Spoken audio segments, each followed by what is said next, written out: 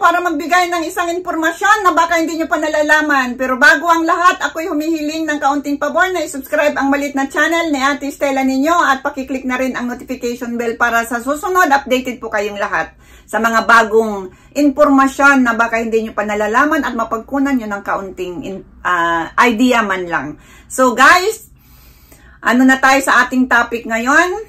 Ang topic natin ngayon ay tungkol naman kung paano paliligayahin ang isang babae kahit hindi nakatayo si Manoy. So, yan po yung pag-uusapan natin, no? Problema mo ba kung paano paligayahin ang isang babae dahil hindi mo na napapanatili ang tigas ni Manoy? So, narito ang mga bagay na dapat mong gawin para mapaligaya mo ang babae kahit hindi mo ipapasok si Manoy. So, yung number 1, halikan.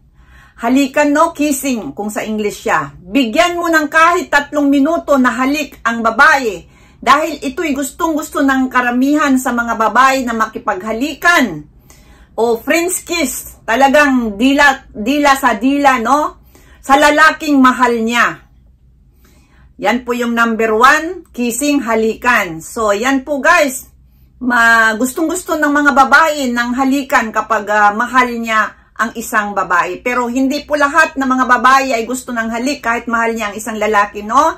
Hindi po lahat ito para kay Pedro na gusto rin ni Juan, hindi po. Meron din namang babae na kahit mahal nila ang isang lalaki, ayaw lang talaga nilang makipaghalikan. Pero meron pong time na gustong-gusto nilang makipaghalikan.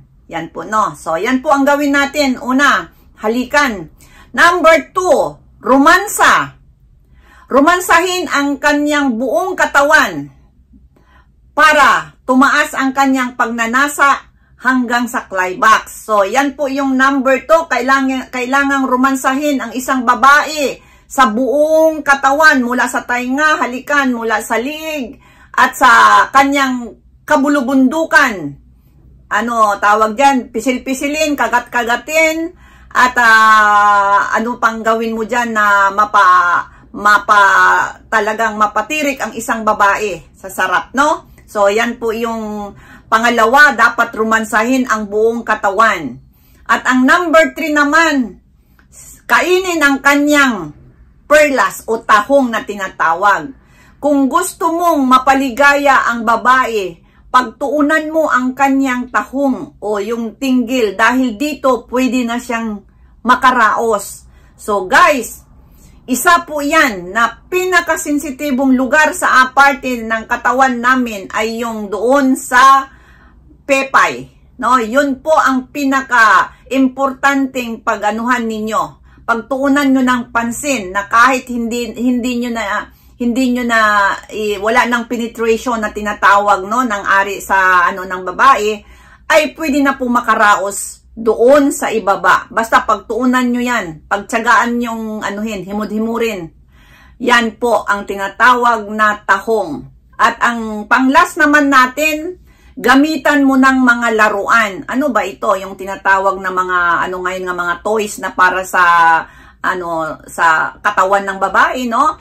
Para naman maiba din ang dating kapag ginagamitan mo ng laruan na hugis ng titi para na rin nakikipagtalik ang isang babae. So, yung laruan na yan ay napaka-ano po yan, napaka-familiar po yan sa buong mundo. Kahit dito sa dito sa Japan, halos lahat ng mga babae meron po yan na tinatawag na vibrator nila, no? So, yan po yung pang-apat natin na kung meron kayong laruan, gamitan po natin. Ito po ay para doon sa mga nahihirapan ng tumayo. Kasi minsan kasi guys, kapag medyo may edad na rin ang isang lalaki, hindi na rin yan masyadong, hindi po nilalahat ko na naman ha, hindi po ito nilalahat. Meron ding lalaki na halimbawa mataas ng edad na hindi na talaga minsan yung kagaya nung kabataan talaga na anong tawag dito, yung napapanatili ng mahabang oras. Meron ng minsan is nagiging na siya kapag medyo matagal na ang pagtatalik. So merong ganon, pero hindi po lahat guys ha, huwag nating lahatin dahil meron din namang kahit medyo may edad na ay napaka-strong pa rin. So, yan po yung dapat gawin natin, no? Na gamitan natin ng laruan. So, ayan guys, yan po yung isang topic na napan natin ngayon para doon sa mga hindi napapapanatili ang kanilang sandata na kahit walang mapapaligaya mo lang ang isang babae pero wala po namang sa pilitan, di ba?